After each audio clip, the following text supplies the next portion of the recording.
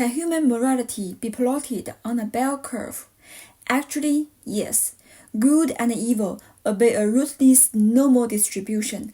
5% are celestial flames, sacrificing themselves to ignite hope. They are extremely nice people. And another 5% are born evil. They will do anything to hurt others. The remaining 90% sway in the great storm, including you and me. Have you ever heard of the Korean drama, The Glory? It tells the story of a young woman who endured relentless bullying in high school, forcing her to drop out and leaving deep scars in her life. Actually, recently, a chilling real-life tragedy unfolded in Handan, Hebei Province, China, where 3 13-year-old middle school students brutally murdered their classmate after subjecting him to long-term bullying. The victim, who tragically sat next to one of his tormentors, became the target of unimaginable cruelty. In this case, we should know what school bully is, the impact of bully, and why these little demons exist. First, we should know there are 3 different types of bully. First, verbal bully. It means saying or writing mean things. Includes teasing, name-calling, inappropriate sexual comments, taunting, threatening to cause harm. Second is social bully, sometimes referred to as relational bully. Involves hurting someone's reputation or relationships.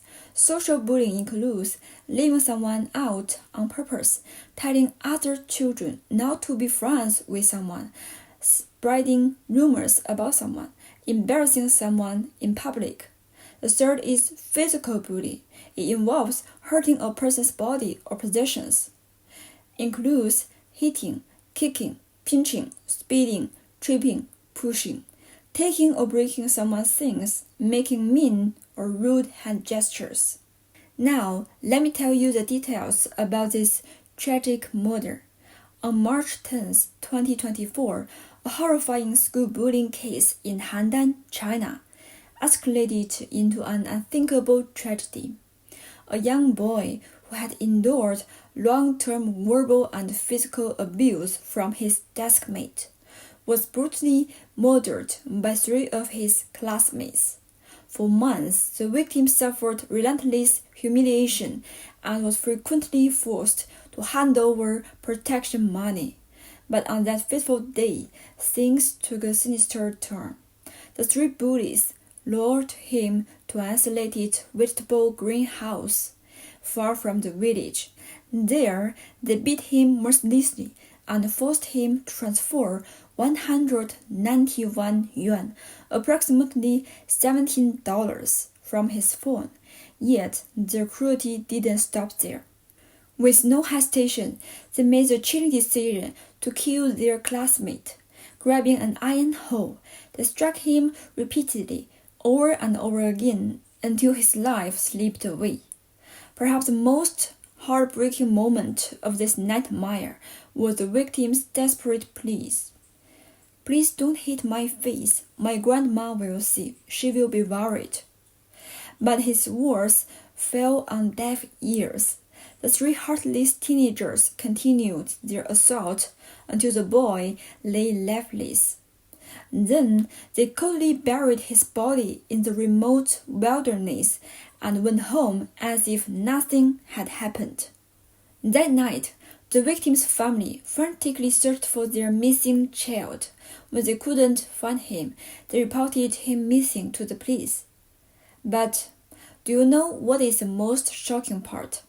The very next day, the 3 killers went to school as if nothing had happened, completely unfazed, attending classes like normal students.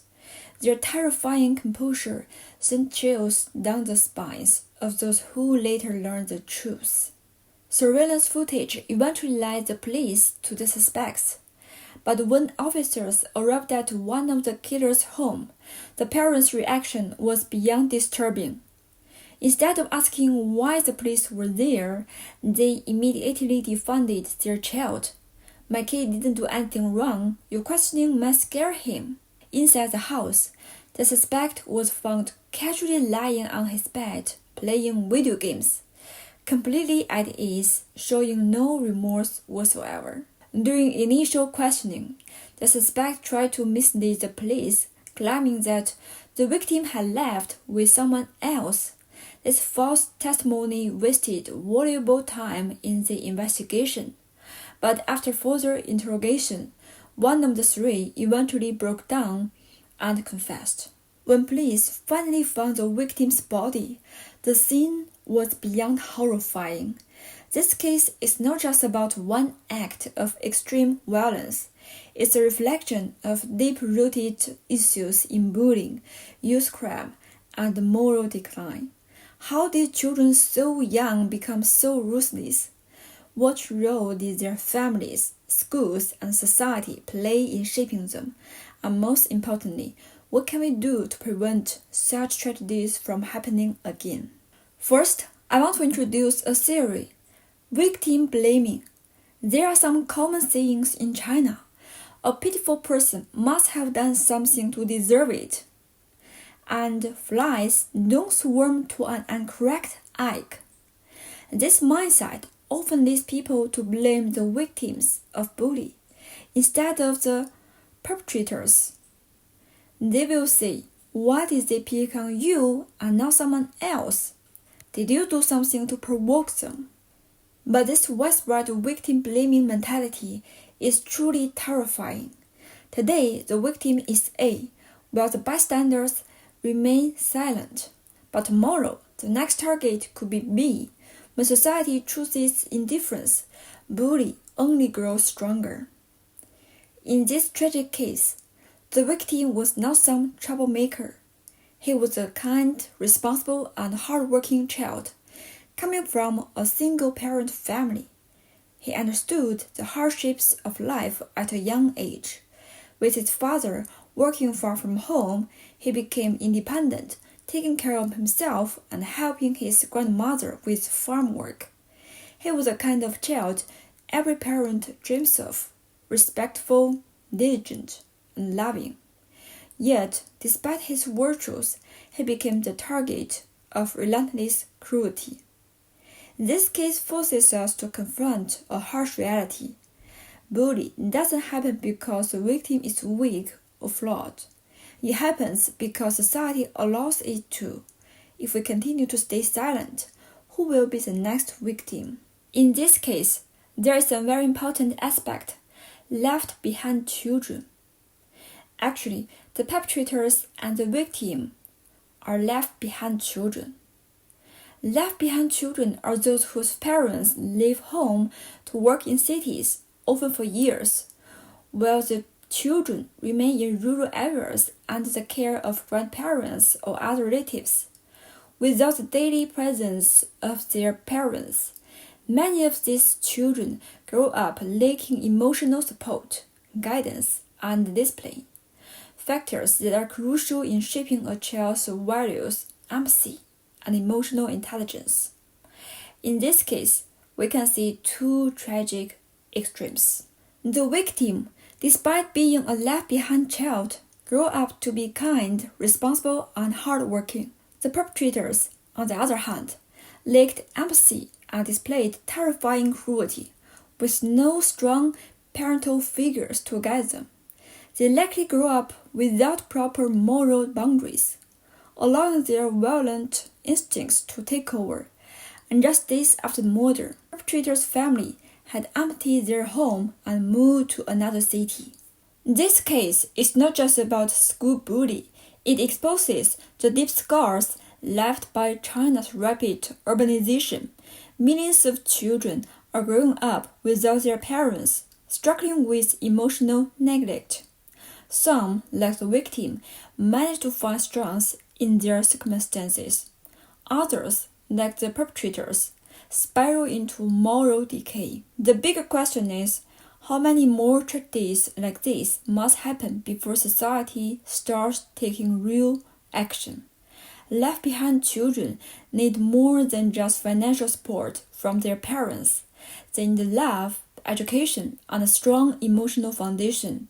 Without that, they remain vulnerable to both victimization and criminality. If nothing changes, today's victim could be tomorrow's aggressor. In this case, the parents of the left-behind children bear significant responsibility. The victim's father, being absent for long periods, was unable to provide emotional support and life guidance, leaving the child's psychological and emotional needs unfulfilled. Without adequate parental support, the child became more vulnerable to bullying. On the other hand, the perpetrator's parents neglected their children's moral development, resulting in a lack of ethical constraints and emotional awareness, which ultimately led them to commit extremely acts of violence. The attitudes and behaviors of these parents failed to provide the necessary guidance, disregarding their crucial role in shaping their children's values and behavior. This tragedy offers a profound lesson. Parental presence and education are essential for a child's growth. Beyond providing material support, parents must prioritize their children's psychological development and emotional well-being. In the case of left-behind children, parents should make efforts to maintain close communication and provide guidance to help them navigate life challenges. Moreover, moral education and mental health awareness should be at the core of family upbringing and must not be overlooked. So, what about school's role in this case? The school failed to effectively prevent bullying.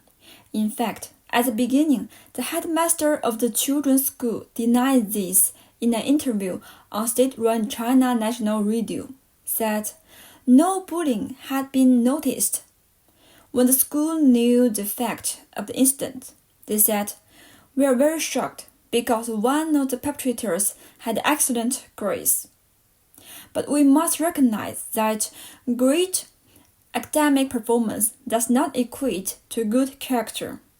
In many schools across China, especially in areas with limited educational resources, academically strong students often receive special treatment, while moral education and mental health support are largely neglected. The grades above all else mindset can lead schools to turn a blind eye to bully or even tolerate certain students' harmful behavior. School bullying is not just a conflict between children. It's a systemic social issue involving families, schools, and society as a whole.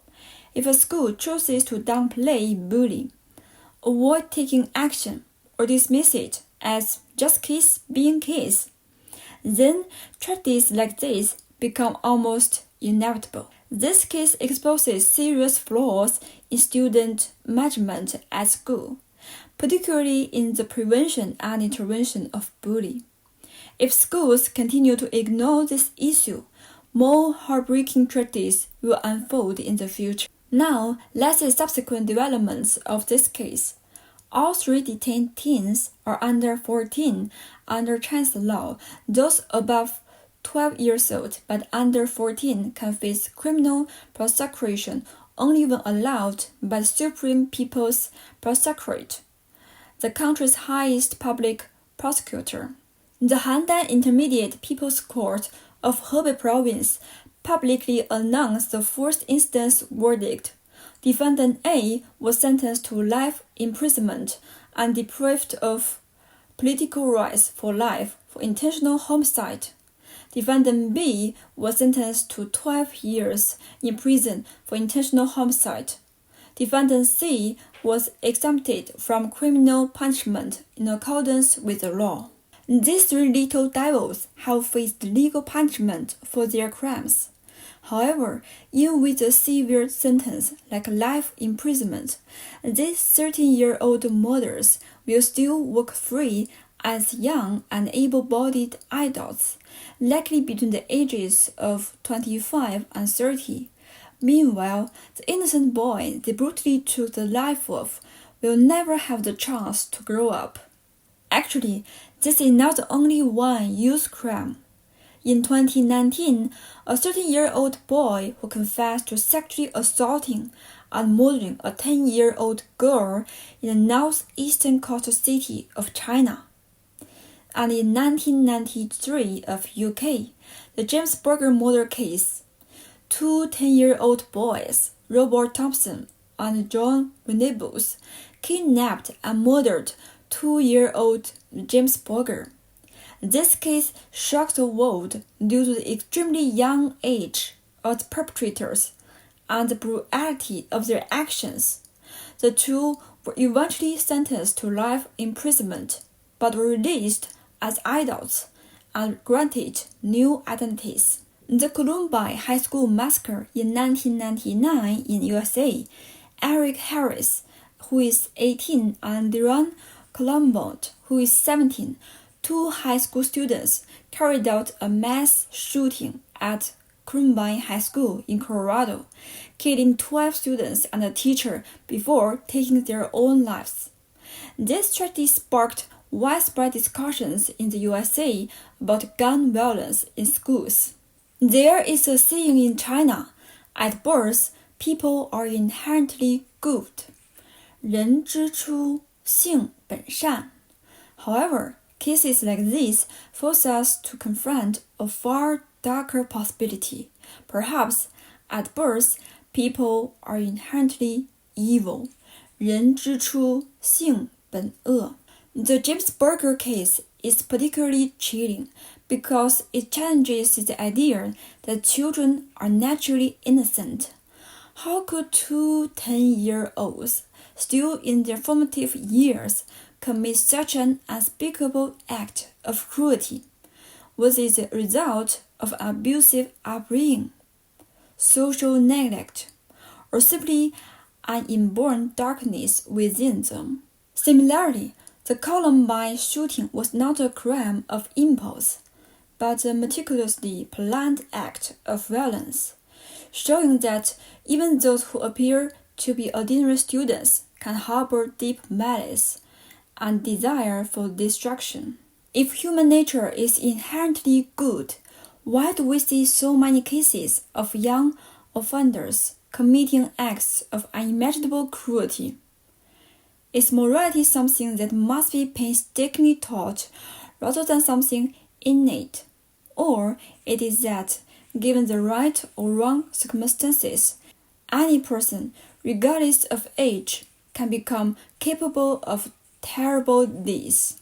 The most terrifying realization is not just that children can commit such crimes, but that some of them feel no remorse at all.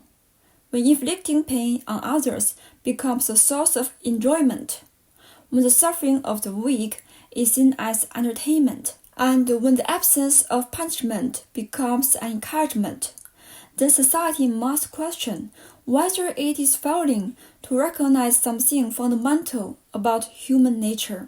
Are these young criminals simply a product of a broken environment? Or they were always this way, waiting for the right moment to reveal the cruelty that was there all along? Monsters are not always created. Sometimes they were just simply born.